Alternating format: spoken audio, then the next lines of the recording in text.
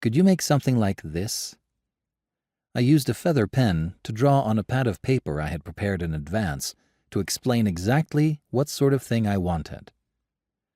When she saw my drawing, Taru tilted her head to the side. "The shape itself is simple, but I think it would be incredibly difficult." I thought so. I sighed.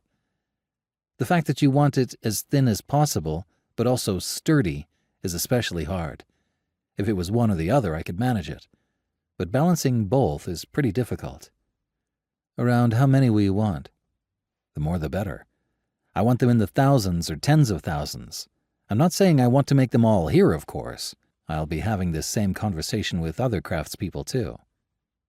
"Tens of thousands?" Taru said in surprise, staring closely at me with her sleepy-looking eyes. "What?" I asked. "So, can you make them?" "Before I answer, I want you to tell me one thing," Taru said in a serious tone. "How, exactly, will they be used?" I was silent. How they'd be used, huh? I was making a strange request, so it was only natural she'd be curious. But was it okay for me to say why here?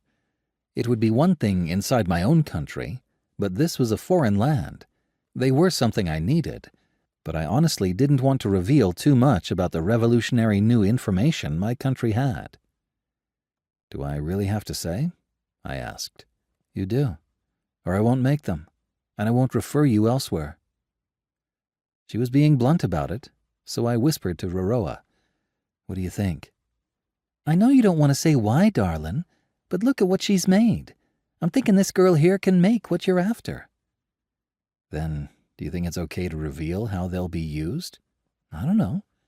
If we're going to procure a whole load of them, that's more than this workshop's going to be able to handle alone, so we've got to hope whoever's in charge of this country ain't too hard-headed." "It all comes down to that, in the end," I murmured. While we were whispering back and forth, Taru slowly pulled out the neck portion of her apron, pulling something out from between her apron and shirt. What she held out toward us was an obsidian arrowhead. It looked like she'd been wearing it as a necklace. The arrowhead was polished and had a dull shine to it. While holding it, Taru said, "This arrowhead was a lesson from my grandfather, the blacksmith." "It's from your grandpa?" I asked. "A bow and arrow can be used to hunt animals and fill people's stomachs, but it can also be used as a weapon to kill people.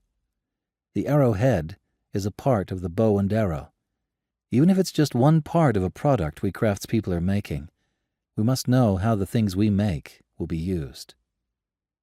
Taru looked straight into my eyes as she spoke.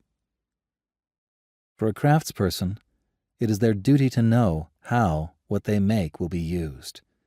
If something I made were used for evil, that would make me very sad. That's why I don't make things when I don't know how they'll be used. I can't."